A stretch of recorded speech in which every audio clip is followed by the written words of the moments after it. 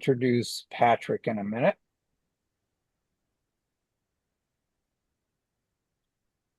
So we're fortunate to have Patrick visiting us this evening. He's an education specialist for the Climate Literacy Energy Awareness Network, CLEAN, and other Cooperative Institute for Environmental Sciences, which is CERES, climate education projects.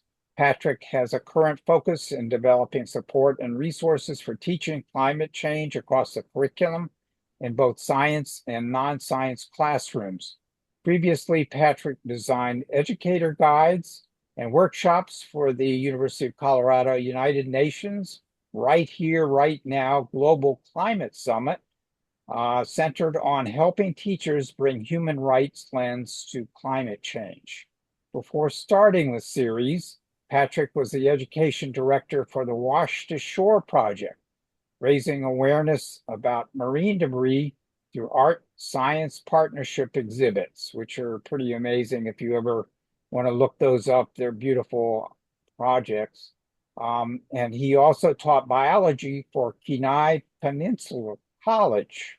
He was the International Coastal Cleanup Coordinator for Alaska and the Special Programs Coordinator for the Center for Alaskan Coastal Studies. He has over 15 years working in and developing environmental education, art, stewardship, and science programs, and received his PhD in environmental studies from the University of Colorado Boulder, focused on art and science partnerships to catalyze community action on environmental and social issues. So, Patrick, welcome, and we're going to turn this over to you. Well, that was a mouthful. Lots going on. But it's lovely to see you all here this evening. Um, so the focus on the new climate literacy principles and um, climate education from a few different angles this evening. And I'll switch over to my presentation here.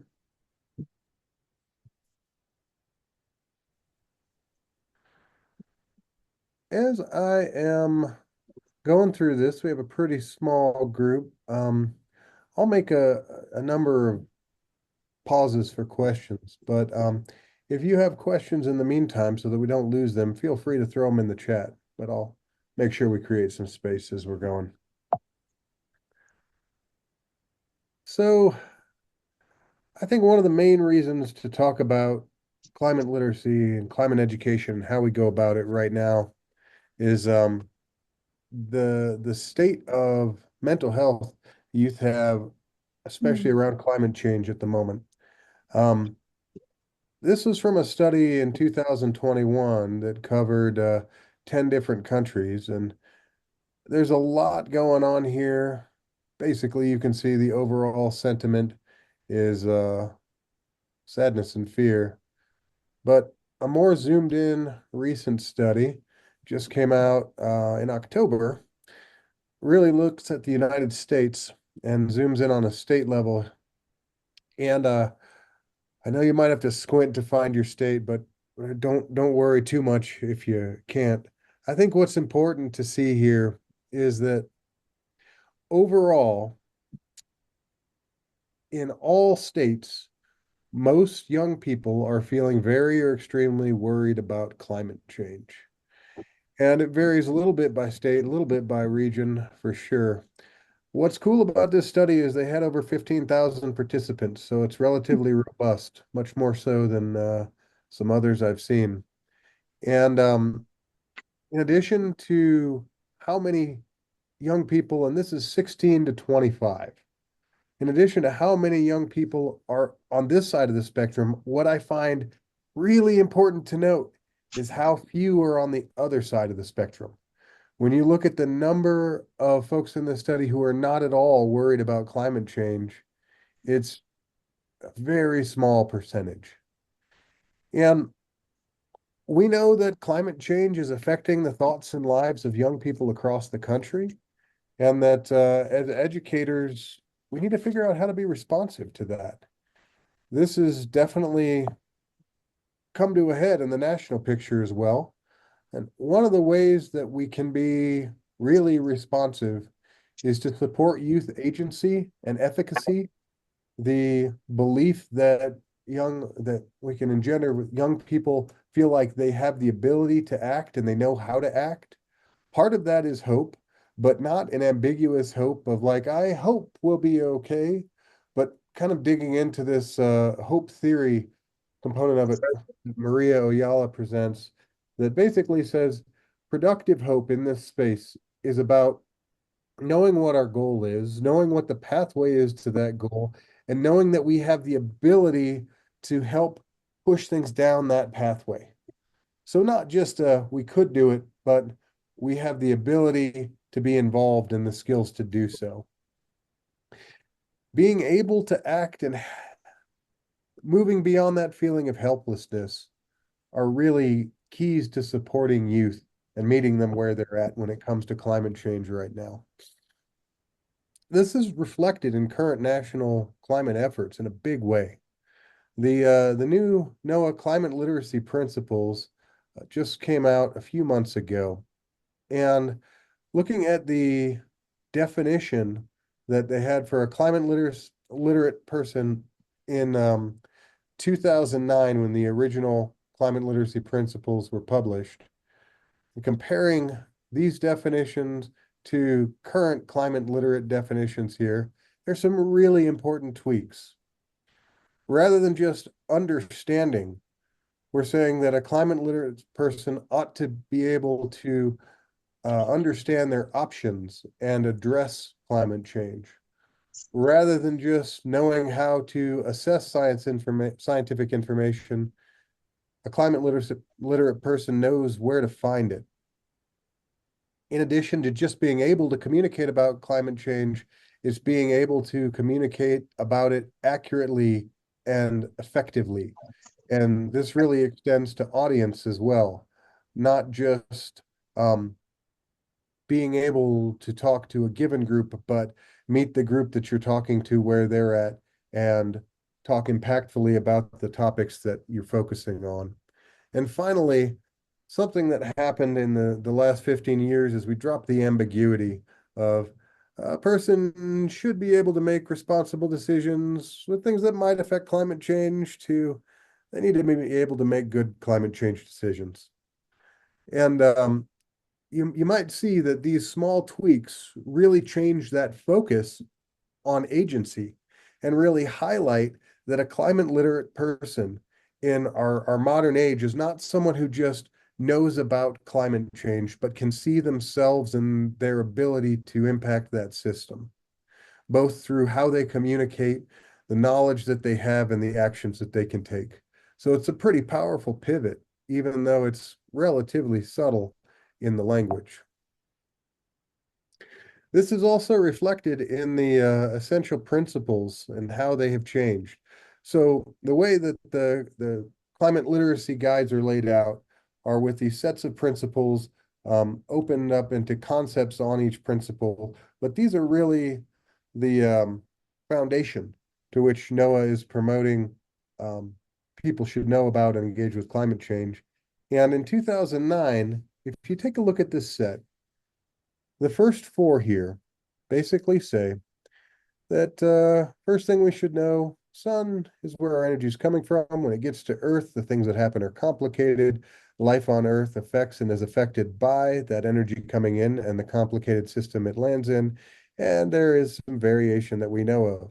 We understand all this because we have modeling and observation. And because we have that, we know that we're affecting it, and those impacts will have consequences. So there's nothing wrong with this as a system for climate literacy.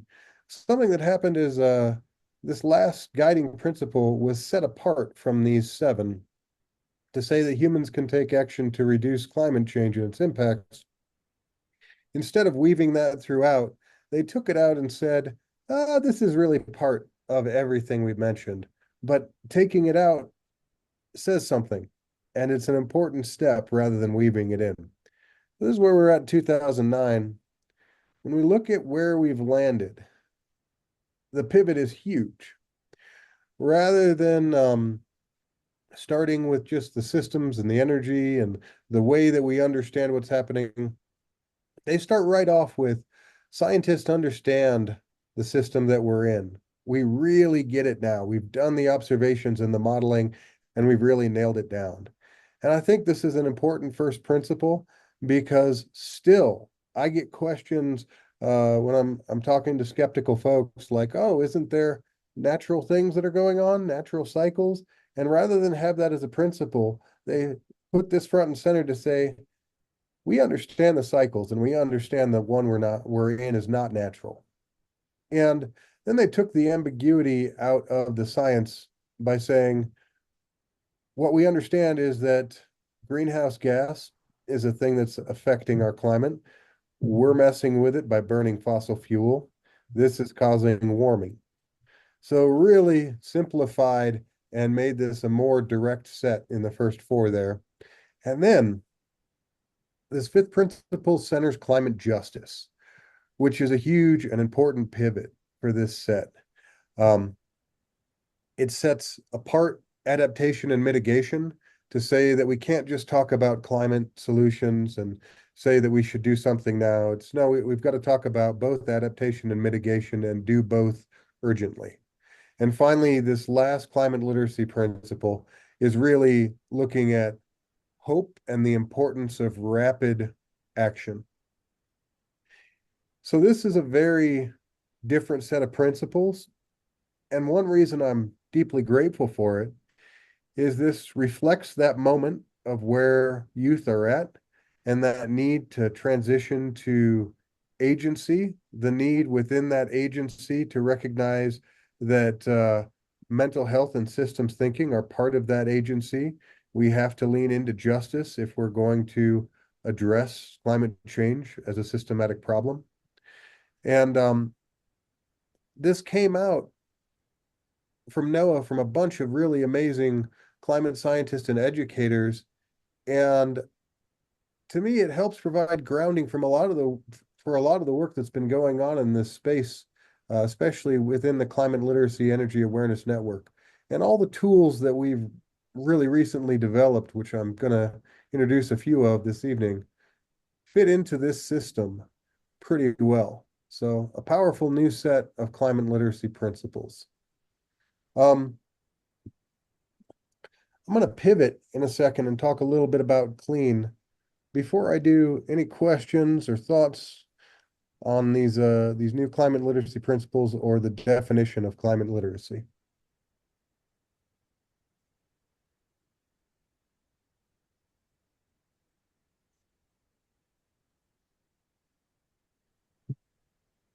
Patrick, what motivated people to make these changes? I think that it was a real recognition that climate education has changed significantly in the past 15 years. Um, it's in part responsive to a lot of the research that's come out that says we've come as far as we could on the old system of climate education. So to me, what that looks like is for the first, say, 15, 20 years of climate education, the focus was on the science, as is evidenced in this last set of principles. And it was saying folks don't know about climate change and they really need to, and they need to understand it's happening and to understand the climate science behind it. And we did that and we made that huge push. And I think we did very well making that push. When you look at the Yale program on climate change communication and their maps of how Americans look at climate change and feel about it, our problem is not convincing people climate change is happening. There's broad consensus across the United States that it is happening and that it is human caused. So we did it. We did that part of it. But the problem is that's where we left it. And when we decided that this focus needed to be on climate science and getting the word out, what we didn't include are the tools necessary to process that weight, that information, and that knowledge. We didn't include tools to work through the emotions associated with it or to consider the systems thinking necessary to engage in the solutions associated with climate change.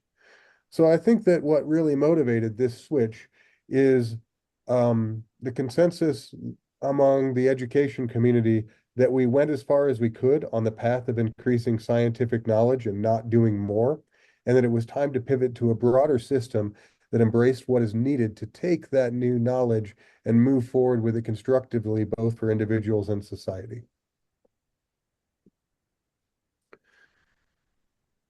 We can go back to that, but let's keep moving forward here. So, pivoting to the Climate Literacy and Energy Awareness Network. CLEAN was founded in 2009 and 10 as a response to the first set of climate literacy principles. A group of scientists and educators and community outreach professionals got together and said the climate literacy principles are good, but it's not as if a classroom teacher or an outreach professional could pick it up and run with that document and get everything they needed to do done, or say what they needed to their students, or even know what lessons might be most useful to teach those new principles. So Clean was founded with that goal in mind and really has expanded since. And we've got a collection of resources, a set of teaching guidance, and a network that we maintain through Clean. Looking first at the resources, why we feel like this is really valuable in this realm of climate education. What sets Clean apart is this review process. We have what equates to a peer-reviewed scientific journal process for looking at every resource that goes into the Clean collection. It comes in and our team takes a look and says, well, should we move it forward and see what experts think? And if it goes through there, we have a science and an education expert review it independently and decide whether it should go forward into the review camp. And in the review camp, a team of 4 looks at that resource, adds more notes about it, and gets it ready for a teacher to use in the classroom through that work, and ensures that it's of the highest quality it can be. And finally, a content area expert takes one more look at that lesson and make sure it doesn't misstep in its focus area. We've expanded that past just science since we built the mental health resources. And we've expanded into elementary and a number of different ways of talking about climate change. So now their science expert is always an expert in the field of the lesson, but it varies more. So when a resource comes through our system, it's prepared with these notes on teaching tips and about the science and the pedagogy, and it's tagged a number of ways so folks can find it within our system. And this tagging is a really important process because it enables users to get down pretty quickly to just a few lessons that are the right fit. Folks can sort by the type of resource, grade levels. You can sort by NGSS, any of the NGSS tags. You can sort by currently the 2009 literacy principles. I'm doing that update right now. It's going to take a minute, but it's in the works. But it's a very user-friendly database. And to give you an idea of how picky we are, we've looked at about 40,000 resources over the years, and our current collection has just over, or right around 1,000. So that really shows that we only take in what we feel are the best resources for teachers that are classroom ready. So I'm going to divert here and go to our actual website. When you land on the Clean website, you'll find the search bar for the collection. And here you can put in anything you want, any keyword you want to search. And then you can say, I want an activity.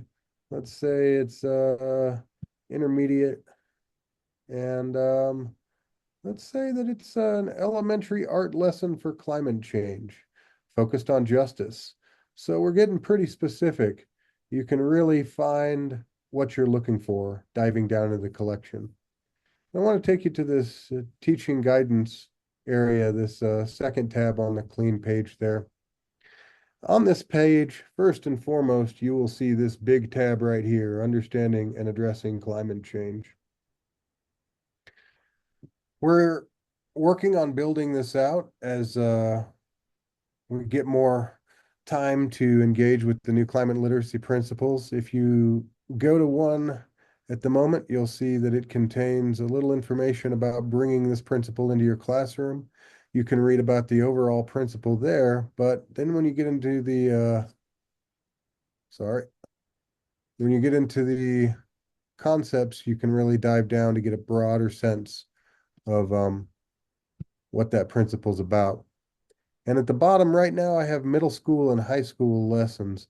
I'll be expanding this to include elementary and college in addition. Just going to take us a little bit of time to catch up with the new principal release. So that'll happen in the coming months. But I would like y'all to take a minute and explore this new set of principles.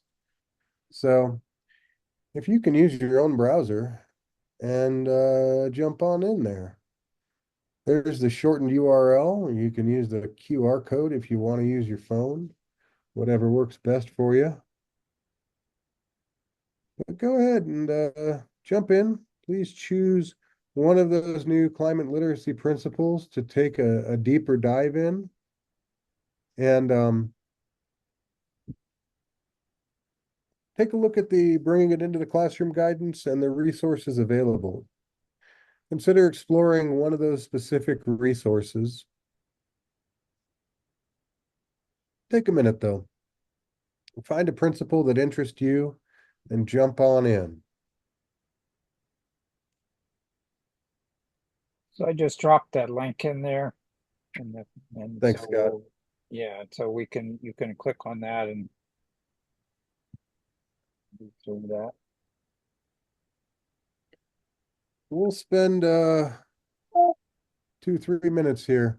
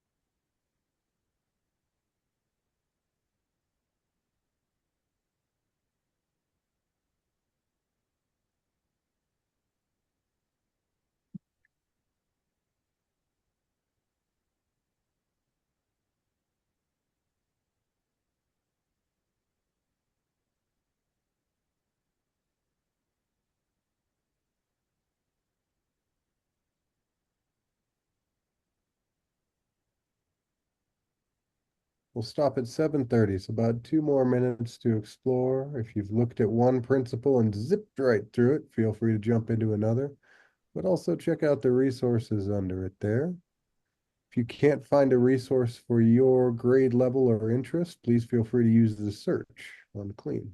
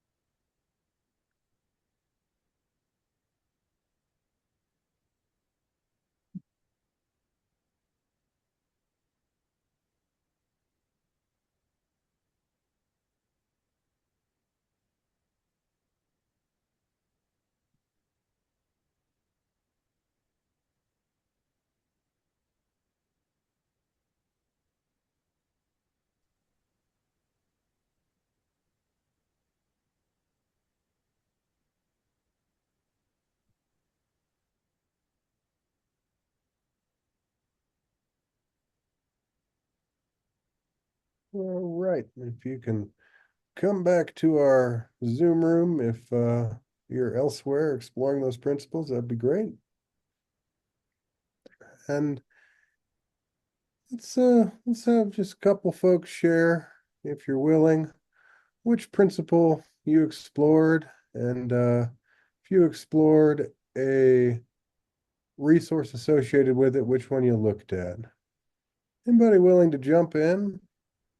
I'm not afraid to call if need be as well. I'll give it a moment. Patrick, this is Heinz, right? Yeah. So I was looking for the principle which uh, addresses, it states that what type of action can be taken to reduce climate change, right? And I was just looking at here at one of the resources and start reading it. But what comes to mind is uh, giving students, particularly high school students, a tool by which they can figure out uh, how they can, through professional life, contribute to slowing down climate change. So I'm just wondering what your thoughts are uh, on achieving that goal, that is presenting students with a broad set of opportunities, across the various sectors and across social, political, policy science, of course, science and engineering, the broad active professional activities where they can contribute. And what I'm particularly interested in is how to do this in a way that the teacher who teaches, let's say math or science or economics, can do that in a way that can at the same time teach the discipline itself. Yeah, I got you, Heinz. And that's a pretty sizable question to jump into. How can students do this effectively in a class and be supported by a transdisciplinary education? And do so in a meaningful and impactful way in the context of their lives and community. I want to get into that in a roundabout way in just a minute by looking at the National Climate Assessment as a source of information that gets more specific on what might be applicable to those students and their communities. And then looking at the Climate Resiliency Toolkit and how you could do that on a broader level. We've also got our teaching across the curriculum resources, which I'll introduce. So I will dig into that through those resources and we can revisit that question. We'll have some time for it. But let's pause for a moment there and hold it and come back to it after getting into some of those resources. So thank you, Heinz. Anybody else have a climate literacy principle that they explored, and any questions or thoughts that came to mind for you exploring it?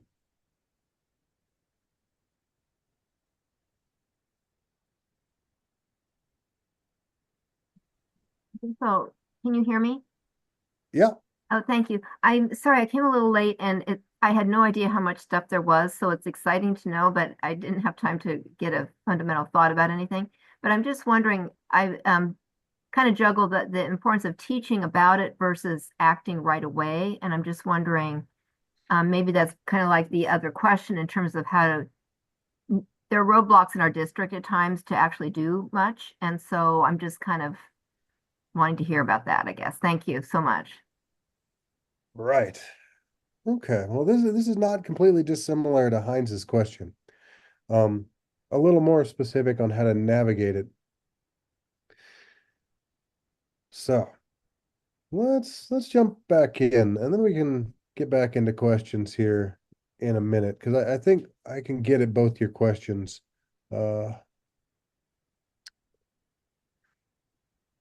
Just a moment. Let me get back to my presentation.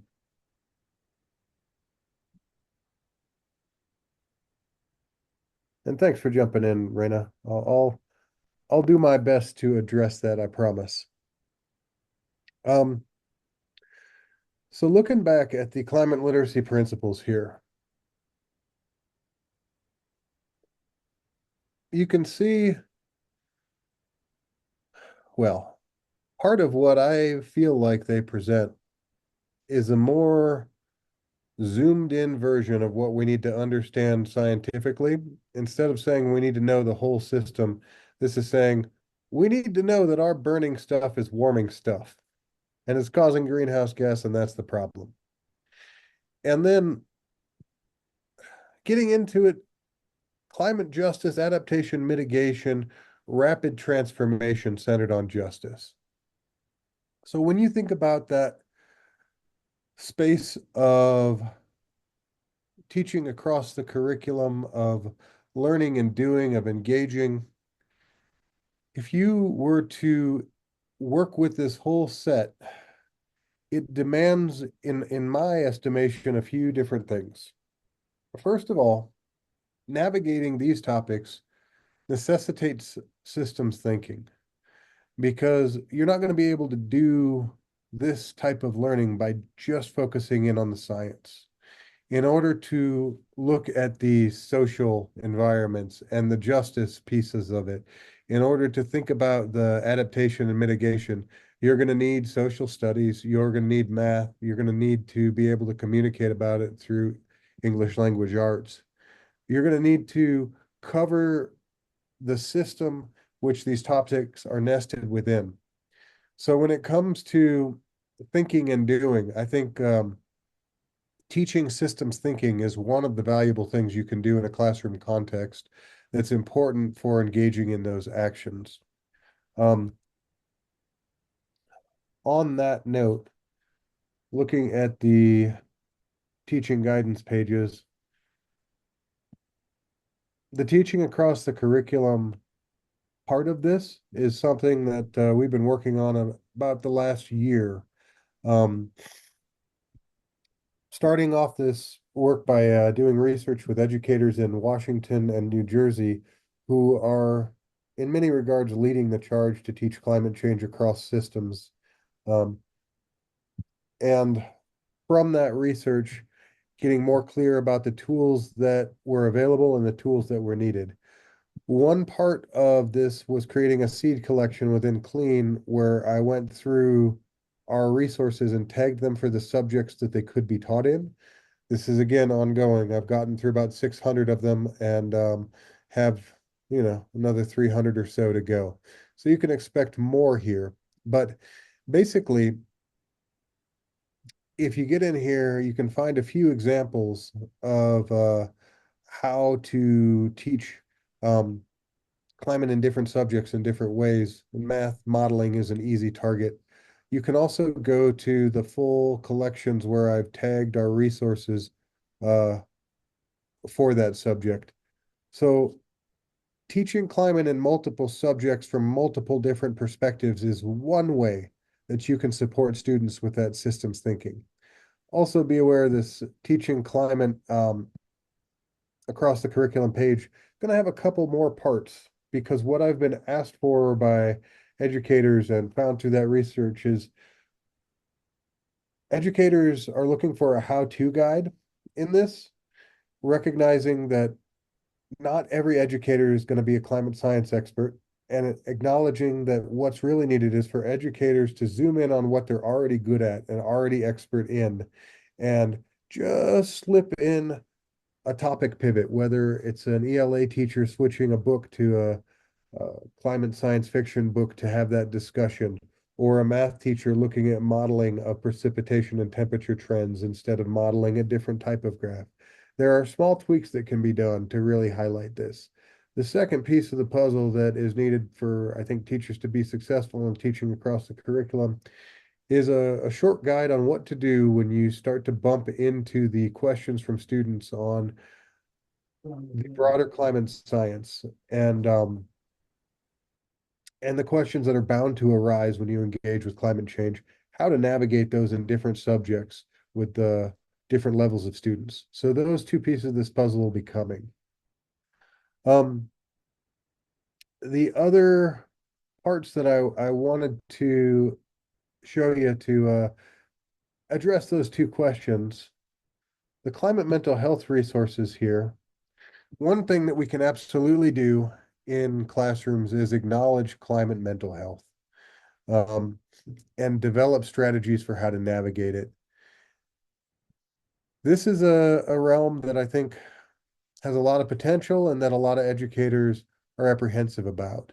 But when I was looking at that study that came out last month, that big mental health study, one of the biggest frustrations that students have is that climate change isn't even being discussed.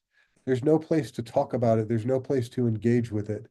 So engaging in climate mental health can be as simple after a lesson on climate change of pausing and going, hey, how's everybody feeling about climate change?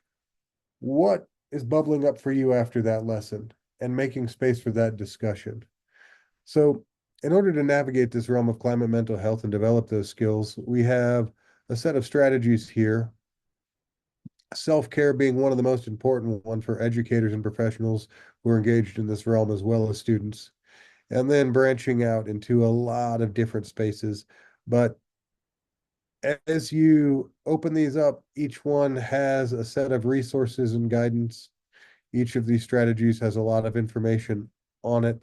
So please explore this. There's a lot of support here and thoughts on how to do this in and outside of classrooms with students and community members. And then we also have an activity guide that we developed and piloted with multiple teachers across the country. And highlighting what I was just saying, one of the simple first activities is the climate emotions wheel here, when it's just taking a pause 5 to 10 minutes to say, how's everybody doing around what we just learned? What are you feeling about it? I like this as a template, but I also recognize the climate emotions wheel doesn't show all of the emotions that a student might have. So often I start the discussion without focusing on the wheel. So anyway, teaching across the curriculum, climate mental health, and the last thing I want to highlight here to address some of those questions that were asked is the National Climate Assessment Educator's Guide.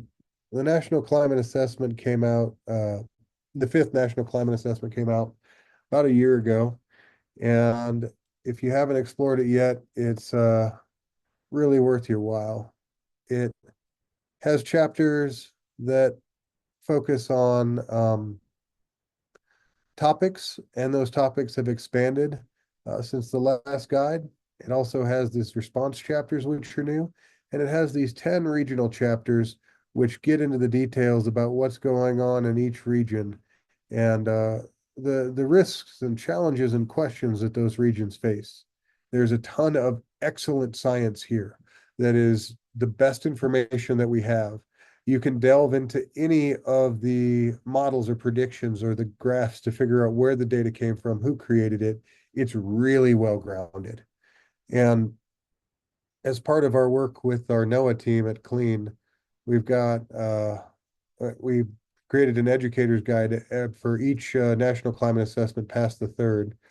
And for these guides, I focused on guiding questions, how to navigate those guiding questions through lessons and videos, and pathways to action for each region. So it's interesting.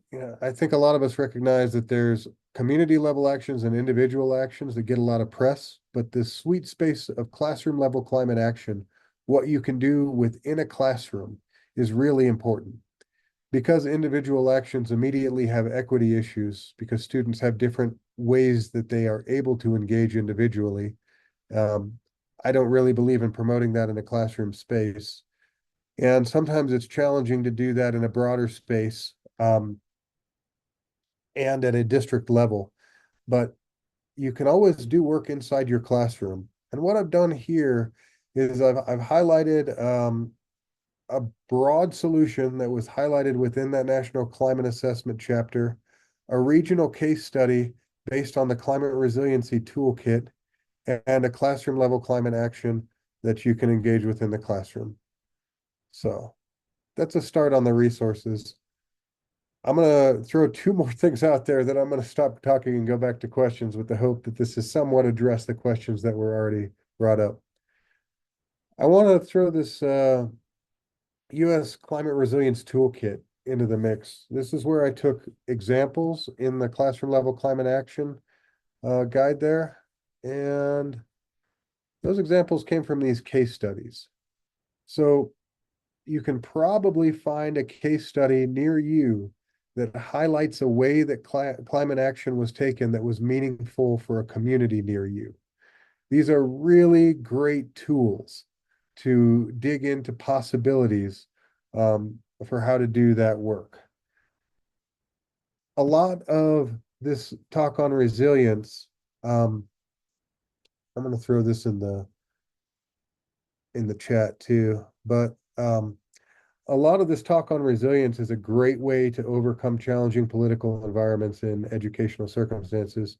So we have this hazards curriculum that we created in series that asks students to play a game about community resilience and how to navigate it within their school or community. There's a curriculum here that's a little more focused on Colorado, but the game itself, the Heart Force games, are playable by anybody, anywhere. So I'd say that if you're having trouble navigating this realm, community resilience is a great pathway. The climate resiliency toolkit is a big tool for doing that, and shows a way to create a community conversation and involve multiple levels of leadership there. I think resilience is a nice way to engage a district. And Heinz, to your question, I think that teaching across the curriculum, navigating mental health, and focusing on regional and local challenges help us to do that systems work that needs to happen within a classroom and span across the subjects, though we're still working on offering more support for how to do that within clean resources. Whew. Okay. That was a little longer than I intended to talk, but I hope it helped to address some questions. I'm going to pause now and see how we're doing, see what else I can provide support on.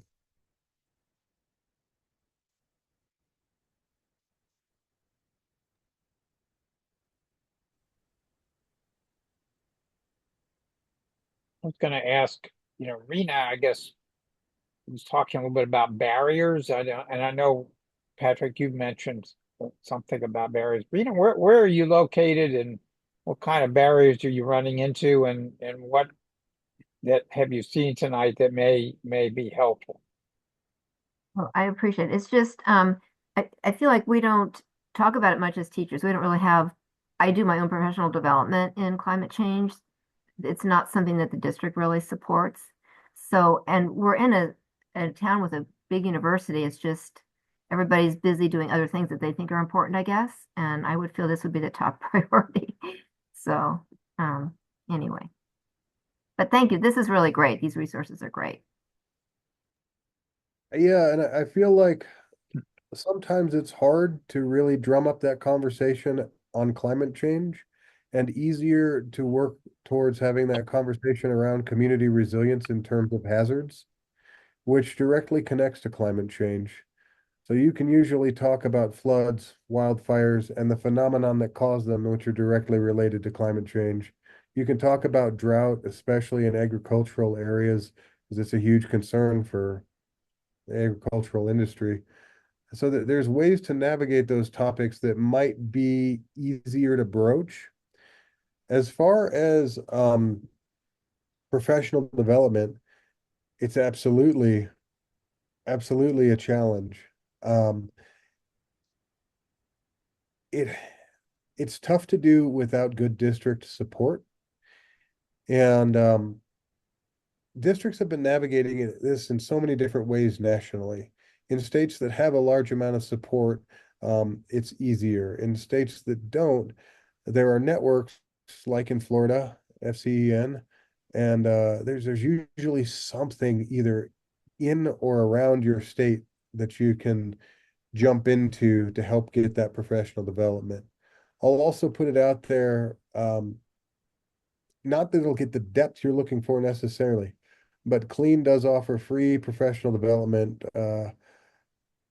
in whatever circumstances you want to do, jumping into a 5-minute slot in an existing meeting or doing an hour deep dive into a specific topic. There's a lot we can do if you put a group together and reach out and say, can we get something going for PD? Without support, we can't really do like half-day workshops, but we can do a lot to get you started if that's helpful. So let me know. Margot, where are you at? There you are. Hi. Evening. Any advice for teaching adults? Yeah. More information though first. What which adults where and how? I'm in a clergy setting. Uh-huh. Are you familiar with Catherine Hayhoe? No.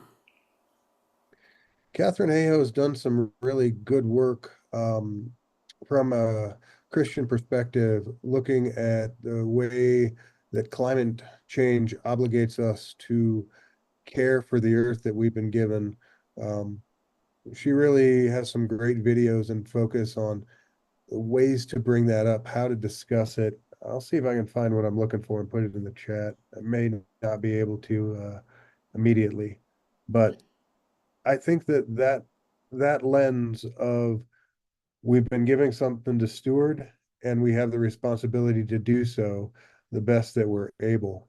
And if we don't, that's a dereliction of our duties. And bringing it up with that care aesthetic, um, the other piece of it, I think, is really looking at resilience and how can we function and care for each other if we don't have a resilient community? And thinking about that way to navigate it and using tools like the National Climate Assessment to think about what does resiliency mean for our region. That climate resiliency toolkit has a pathway to start and navigate conversations in a community setting in order to plan for the hazards that you're likely to face. But I think that combination of talking about the importance of good stewardship while we're on this earth and looking at resilience as a way to maintain our communities is a pretty good lens to move forward in that space. Hope that's helpful. Other thoughts, questions, objections?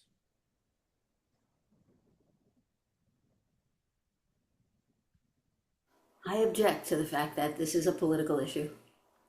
It's when Me it's too. safe political. 100% with you on that. David, you had your sound off, so I wondered if you had something you Yeah, might have a question. interestingly, we just had a power failure here, so I drifted out of the conversation for a while. But Patrick, I really want to thank you for all the work that you're doing. This is an amazing resource.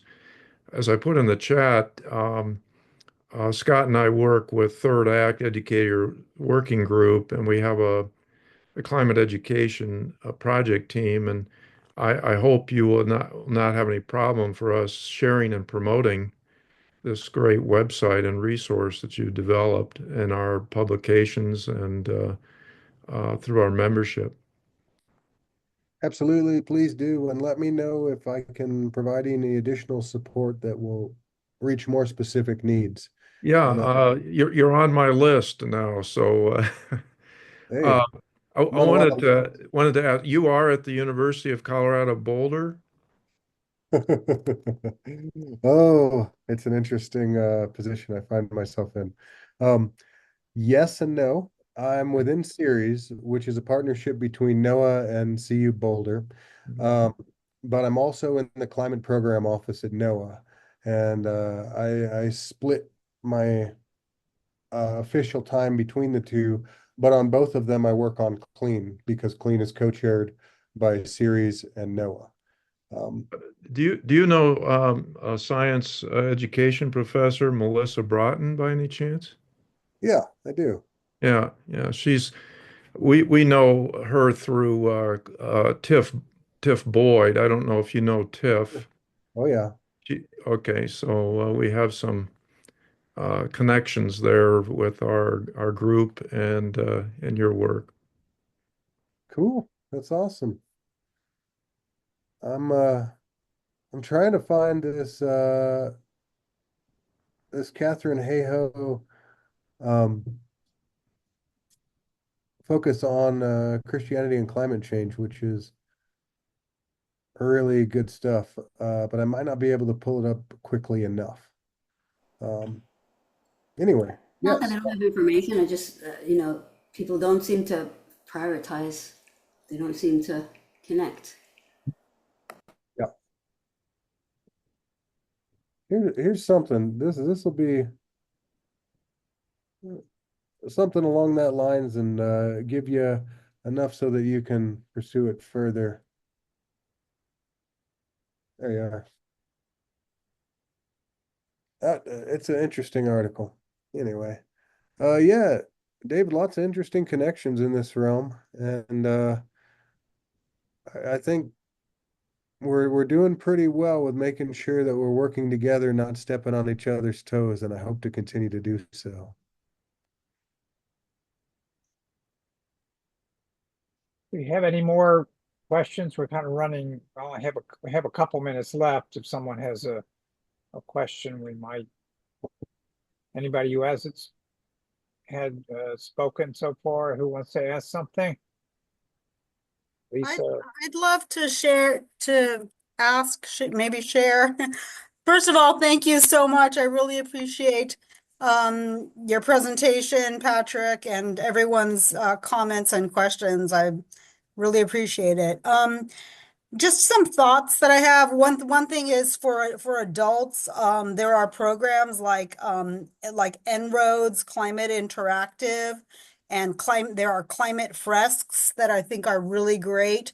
Because we a lot of people hear all the facts on the news, about global warming and everything. So I think just feeding people more facts and more information and is isn't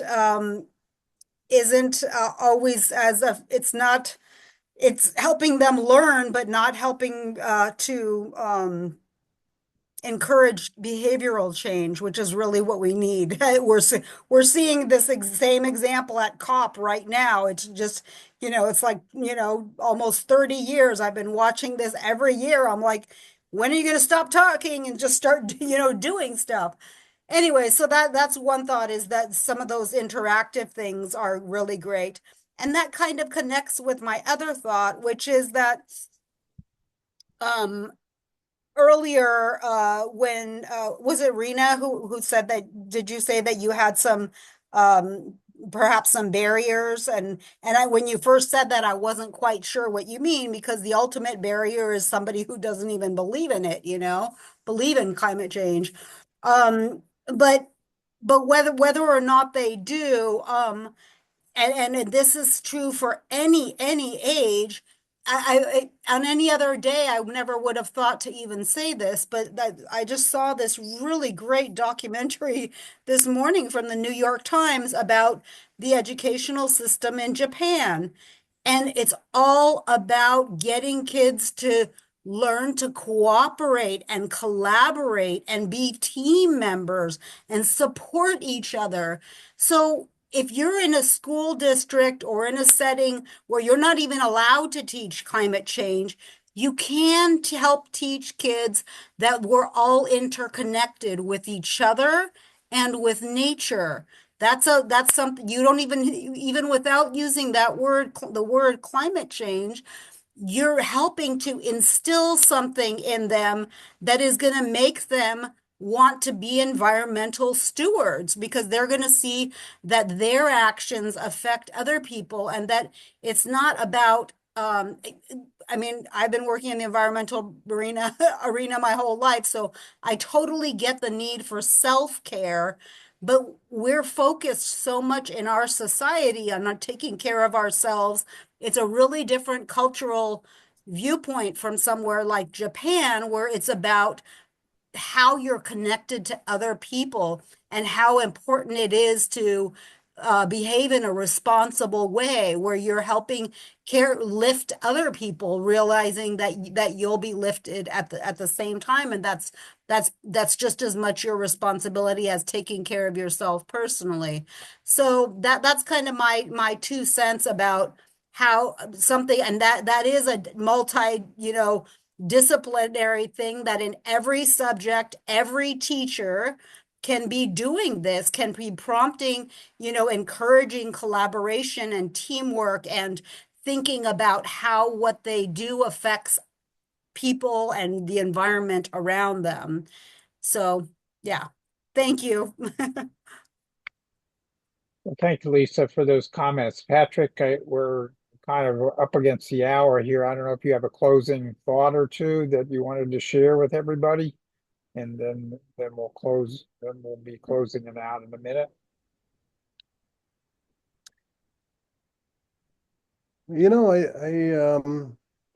I think that there's always a way to navigate this space and moving forward, whether in teaching or acting on climate change. And I guess the important thing as we look at a reality where climate action is going to be less common, most likely, in the country in the next few years, is that there's a lot of boundaries out there. There's a lot of we can't cross this, we can't do that. And I feel like those have hindered us because it's given this way to this apathy where, oh, we crossed another boundary, crossed another thing. And it's led to a space where I think that there's a sense of apathy around it. And I think really holding the idea that climate change is ongoing and there is never a time when action is not important or impactful, and that anything that we're able to do when we're able to do it will lead to a future where the cost of climate change will be less. So moving to that space of knowing that there's not a time that it's not meaningful to teach, to act, and to move together as a community in this space, I think is important to hold right now. Oh, a lovely thought. Thank you very much, Patrick. I appreciate that comment, and thank you so much for presenting this evening. And you know, we'll hopefully some folks will be following up with some of the resources that you showed us this evening, which would be wonderful. I dropped a little form connection link in the chat room in case anybody wants to join up with our FCEN group here. And we'll get you on the list to Google Chat for that. Inform you of some of our upcoming presentations. We may be having one on dune restoration in December. We'll see how our recruiting goes. That's a good time of year in South Florida to be out and about. So we do a lot of our work outside during that time period. So appreciate that. And again, thanks to everybody for joining this evening. And we'll be posting this video in our YouTube rooms. And thank you for joining us. So good evening, everyone. Thanks, y'all. So Thank much. you. Thank you. Thank you. Good night. All right.